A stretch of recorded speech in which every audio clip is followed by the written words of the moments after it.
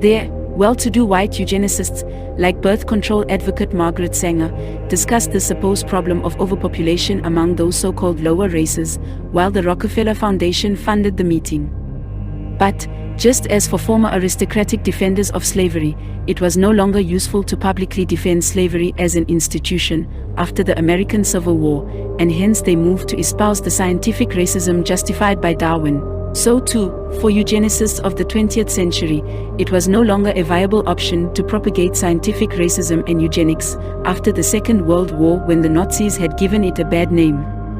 Thus, they dropped the word race from their terminology and started to speak about overpopulation without racial implication. And instead of lower races, they began to speak of the whole human race as the cancer of the earth, whose population growth threatened the earth's ecological balance and survival.